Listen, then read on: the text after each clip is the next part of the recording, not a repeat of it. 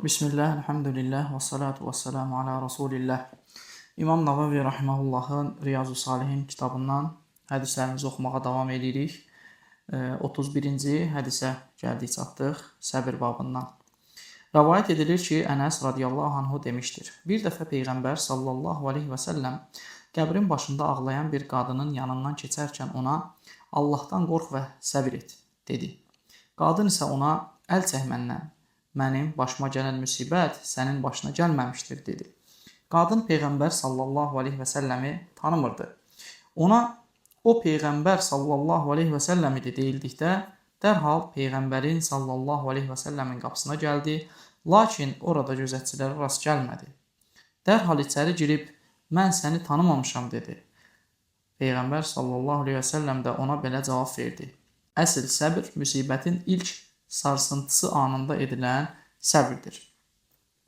Bu hədisin səhih olmasında Buxari və Müslim ittifaq etmişdir. Müslimin rəvayətində öz körpəsi üçün ağlayırdı ifadəsi də var.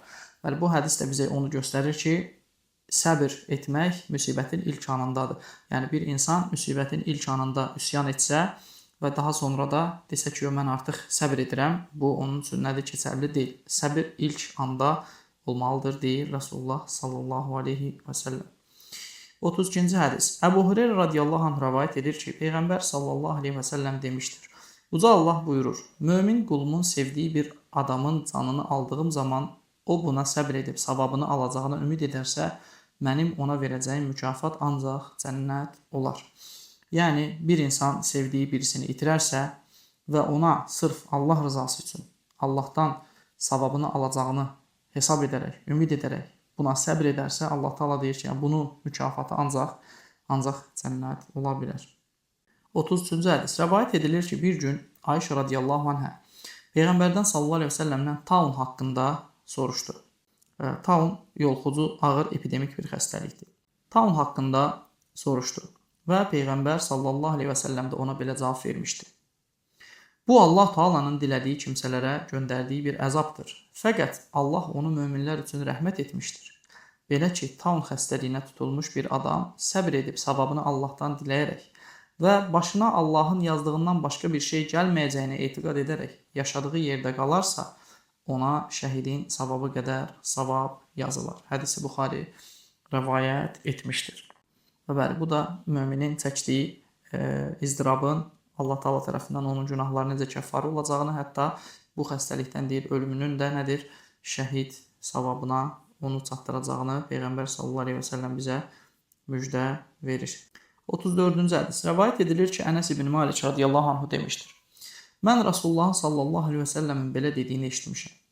Qüdrətli və uca Allah buyurur, qulumu onun sevdiyi iki şeylə sınadığım zaman səbr edərsə, onların əvəzinə ona cənnət bəxş edərəm. Burada Allah iki gözü qəsd edir. Hədisi Buxari rəvayət etmişdir. Bəli, bu hədis bəzi yaşlı sahabələrdən də rəvayət olunur. Səhv etmirəmsə, İbn Abbas yoxsa Sad ibn Əbu Vaqqas ölümlərinə yaxın, yəni belə deyək, dünyadan köçməyə yaxın yaşlarda, yəni çox yaşlı vaxtlarında gözü görmür və ona deyilir ki, sən nə üçün istəmirsən Allahdan, sənin duanın müstəcəbdir, nə üçün istəmirsən ki, Allah Taala sənin gözünü sənə qaytarsın və orada nə edir? Orada bu müjdəni verir ki, o da deyir, yəni Allah Rasulullah səlləm bizə deyib ki, bununla səbr edən insanın əvəzi ona cənnət olaraq bəxş ediləcəkdir və o səbəbdən də mən buna səbr edirəm, deyir. 35-ci hədis. Rəvayət edilir ki, Əta ibn Əbu Rabah radiyallahu anh demişdir. İbn Abbas radiyallahu anh mənə dedi, sənə cənnət əhlindən olan bir qadını göstərimmi? Mən də əlbəttə göstər dedim. İbn Abbas dedi, budur, bu zənci qadın. O Peyğəmbərin sallallahu aleyhi və səlləmin yanına gəlib, məndə tez-tez bayılma halları olur və bu vaxt bədənimin bəzi yerləri açılır. Mənim üçün Allaha dua et, sağalım, dedi. Peyğəmbər sallallahu aleyhi və səlləm də ona belə buyurdu. İstəsən səbr et, bunun əvəzində sənə cənnət nəsib olsun. İstərsən də dua edeyim, Allah sənə şəfa versin. Qadın dedi, səbr edərəm, lakin bədənimin bəzi yerləri açılır.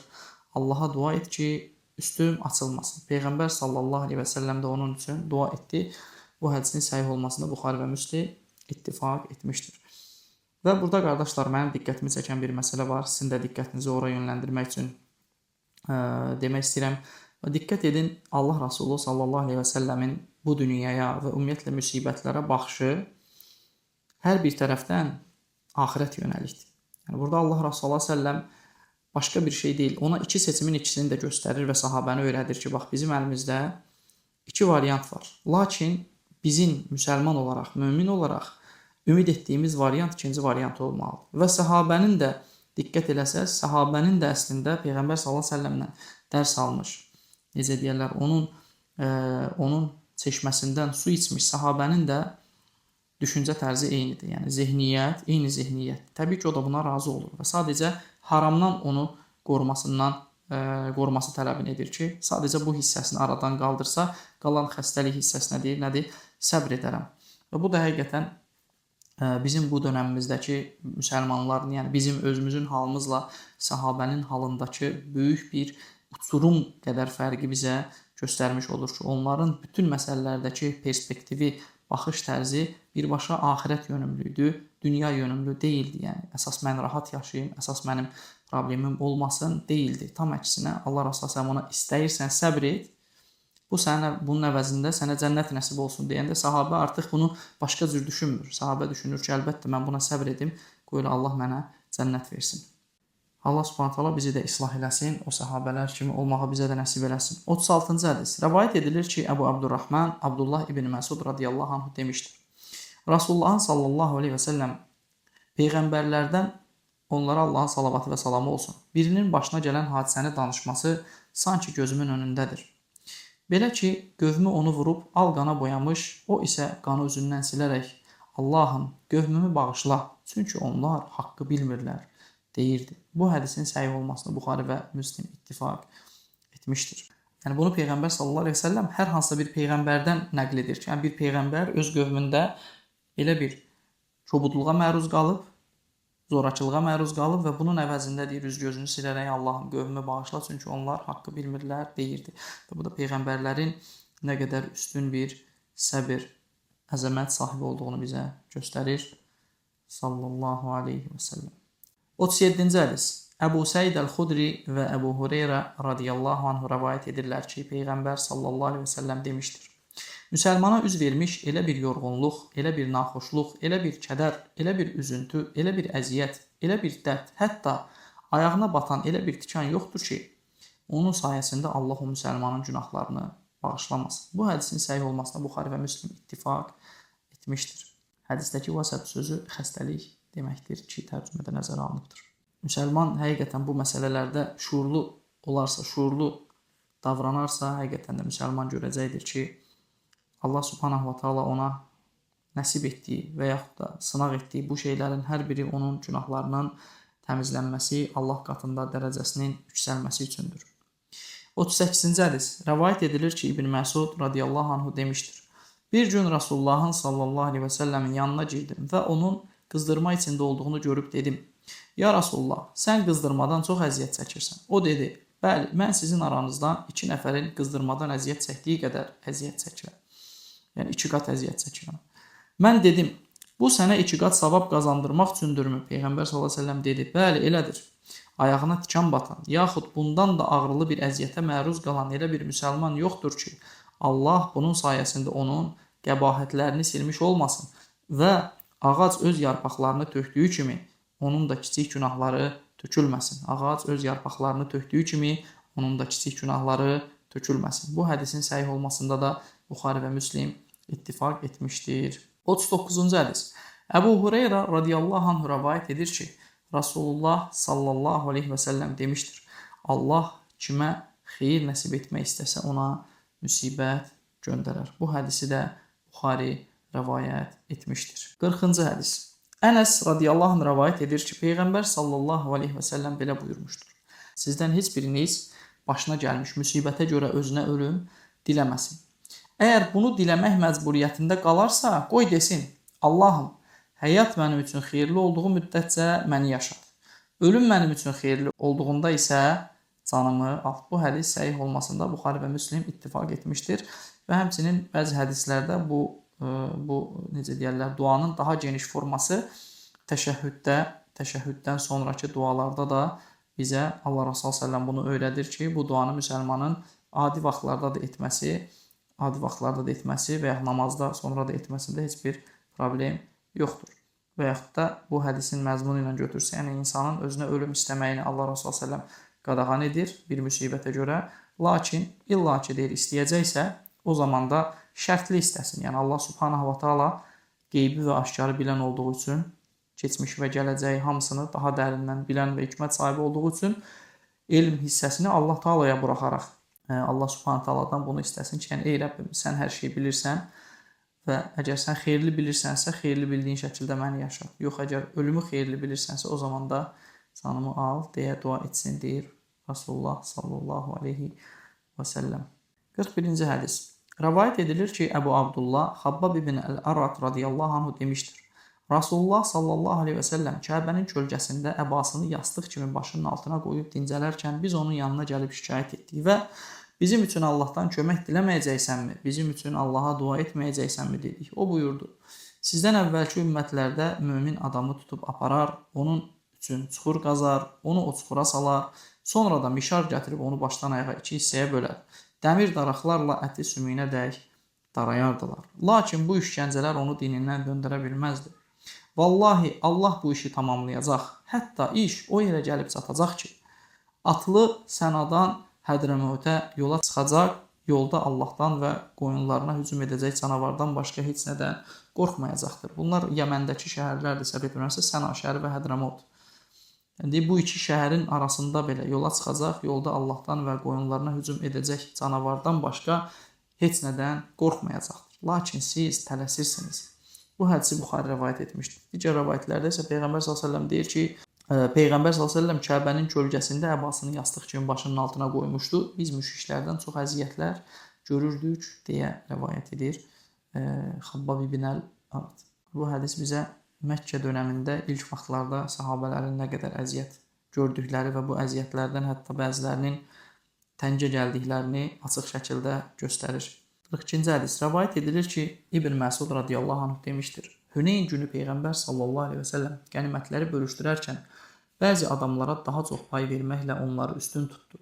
Əqra bin Habisə 100 dəvə, Üyeynə bin Hinsə də bir o qədərini verdi.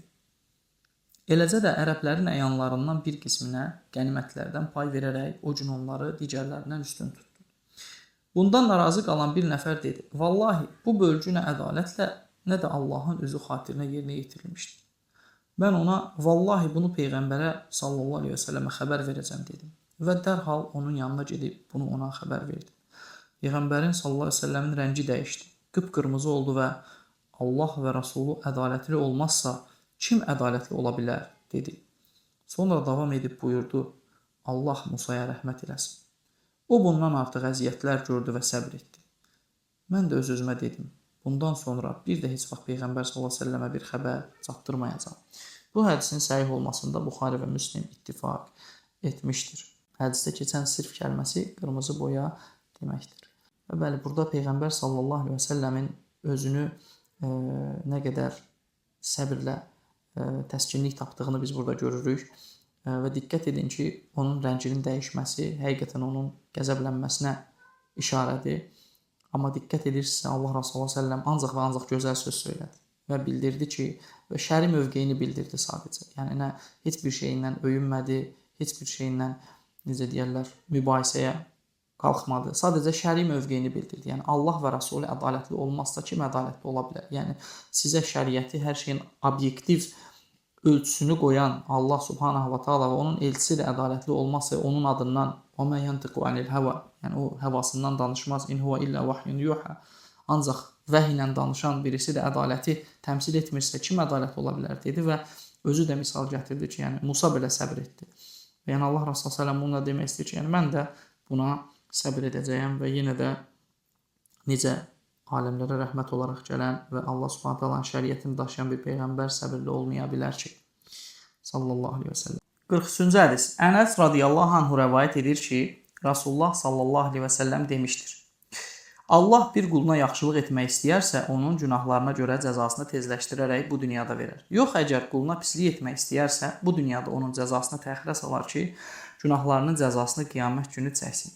Həmçinin Peyğəmbər sallallahu əleyhi və səlləm demişdir: "Mükafatın böyüklüyü bəlanın böyüklüyünə görədir. Şübhəsiz ki, Allah bir qövmü sevdiyi zaman onları müsibətlə sınağa çəkər. Bundan razı qalan kimsəyə Allahın razılığı, qəzəblənən kimsəyə də Allahın qəzəbi vardır." Və diqqət eləsəz qardaşlar, burada Allah Rasulullah Aleyhisselatü Vesselam bizə bir növ əslində bu dünyadakı bəlalara görə insan nə Allah katında dərəcəsinin yaxşı olduğunu, nə də pis olduğunun qərarına gələ bilmir. Bəzən insanın başına müsibətlər gəlir onun günahlarına görə, bəzən insanın başına müsibətlər gəlir Allah katında onun dərəcəsini yüksəltməyə görə. Və yaxud da bəzən Allah Taala ona yaxşı nemətlər verir, onu imtahan etsin deyə və yaxud da bəzən yaxşı nemətlər verir, onu küfründə, azğınlığında artırsın deyə. Və Allahdan bu barədə yardım diləyirik, salamatlıq diləyirik. 44-cü hədis. Rəvayət edilir ki, Ənəs radiyallahu anhu demişdir: Əbu Təlhənin oğlu xəstələnmişdi. Əbu Təlhə evdə olmadığı əsnada uşaq öldü. O evə qayıtdıqda oğlum necədir deyə soruşdu. Uşağın anası Ümmü Süleym uşaq əvvəlkindən daha rahatdır deyə cavab verdi. Sonra da ona şam yeməyini gətirdi. Əbu Təlhə şam yeməyini yedikdən sonra yoldaşı ilə yaxınlıq etdi. Yaxınlıq etdikdən sonra isə Ümmü Süleym ərinə uşağı dəfn edin dedi. Səhər açılan kimi Əbu Təlhə Rasulullah sallallahu əleyhi və səlləmin yanına getdi və olanları ona xəbər verdi. Rasulullah sallallahu əleyhi və səlləm ondan bu gecə yaxınlıq etmisinizmi deyə soruşdu. Əbu Təlhə bəli deyə cavab verdikdə Rasulullah sallallahu əleyhi və səlləm Allahım bu gecəni onlar üçün bərəkətli et deyə dua etdi. Bu yaxınlıqdan Ümmü Süleymin oğlan uşağı dünyaya gəldi. Əbu Təlhə mənə uşağı götür, Peyğəmbərin sallallahu əleyhi və səlləmin yanına apar dedi və bir neçə xurma verdi. Peyğəmbərin sallallahu əleyhi və səlləm yanına gəldikdə uşağın yanında bir şey varmı deyə soruşdu. Mən də bəli bir neçə xurma var deyə cavab verdim. Peyğəmbər sallallahu əleyhi və səlləm xurmaları götürüb ağzında çeynədi, sonra da onu öz ağzından çıxarıb uşağın ağzına qoydu və bu əzməni onun damağına sürtdü və ona da Abdullah adını qoydu. Bu hədisin səhih olmasına Buxari və Müslim ittifaq etmişdir. Buxarinin digər rəvayətində İbn Üyeynə rəhməhullah belə rəvayət etdiyi xəbər verilir. Ənsardan biri demişdir: Abdullahın 9 oğlunu gördüm. Hamısı Quran oxuyan idi. Yəni anadan olan həmin Abdullahın. Düşünün, yəni onun oğlunun 9 oğlu dünyaya gəlir. Ondan sonra deyir, hamısı da Quran oxuyanlar idilər. Müslimin rəvayətində isə belə xəbər verir. Əbu Təlhənin Ümmü Süleymlə olan bir oğlu vəfat etdi. Ümmü Süleym yaxınlarına mən Əbu Təlhəyə oğlunun öldüyünü deməyincə siz ona heç nə deməyin. Əbu Təlhə evə gəldikdə Ümmü Süleym ona şam yeməyini gətirdi. Əbu Təlhə yeyib içdikdən sonra Ümmü Süleym həmişəkindən daha gözəl tərzdə bəzəndi və onun əri onunla yaxınlıq etdi. Ümmü Süleym onun yeməklərindən doyduğunu və cinsi əlaqəni bitirdiyini görüb dedi: Ey Əbu Təlhə, əgər bir toplum bir ev əhlinə əmanət olaraq bir əşya versə, sonra da gəlib onu geri istəsə, ev əhli onu qaytarmaya bilərmi? Əbu Təlhə xeyr deyə cavab verdi. Ümmü Süleym dedi: Elə isə oğlunun vəfatına səbr et və savabını Allahdan istə. Bunu eşidəndə Əbu Təlhə qəzəbləndi və mən cənabət halına düşənədək başımı qatır, sonra da mənə oğlumun ölüm xəbərini verirsən dedi. Sonra dərhal qalxıb Rasulullah sallallahu əleyhi və səlləmin yanına getdi və baş verənləri ona danışdı. Rasulullah sallallahu əleyhi və səlləm isə Allah sizin bu gecənizi bərəkətli etsin deyə dua etdi. Beləliklə Ümmü Süleym hamilə qaldı. Bir kərə Rasulullah sallallahu əleyhi və səlləm səfərdə ikən Ümmü Süleym də onun yanında idi. Rasulullah sallallahu əleyhi və səlləm səfərdən qayıtdığı zaman gecə vaxtı Mədinəyə daxil olmazdı. Nəhayət onlar Mədinəyə yaxınlaşdıqları zaman Ümmü Süleymi doğuş sancısı tutdu. Bu səbəbdən də Əbu Təlhə onun yanında qaldı. Rasulullah sallallahu əleyhi və səlləm isə yoluna davam etdi. Onda Əbu Təlhə dedi: Ey Rəbbim, sən bilirsən ki, Rasulullah sallallahu əleyhi və səlləm Mədinədən çıxdıqda onunla birlikdə çıxmaq, Mədinəyə girdikdə də onunla birlikdə girmək mənim xoşuma gəlir. Lakin bu dəfə gördüyün bu hadisədən dolayı bunu edə bilmədim. Elə bu vaxt Ümmü Süleym: Ey Əbu Təlhə, bayaqki kimi sancılar hiss etmirəm, gedə bilərik dedi. Biz də yolumuza davam etdik. Mədinəyə çatdıqda Ümmü Süleymin yenidən sancısı tutdu və o bir oğlan uşağı dünyaya gətirdi. Anam mənə dedi: Ey Ənəs, sabah uşağı Rasulullah sallallahu əleyhi və səlləmin yanına aparana dək heç kəs onu əmizdirməsin. Səhər açıldıqda mən körpəni götürüb Rasulullah sallallahu əleyhi və səlləmin yanına apardım və digər hissəsi də zaten Buxarinin rəvayət etmiş olduğu hədisdə tamamlanır. Burada inşallah saxlayaq qardaşlar. İnşallah digər hədisləri də növbəti dəfə Allahın izni ilə oxuyarıq. Subhanəkəllahumma və bihamdik, əşhədu an la ilaha illa ente, əstəğfiruka və etûbu ileyk. Allahumma salli və səlim və barik alə nəbiyyinə Muhammed.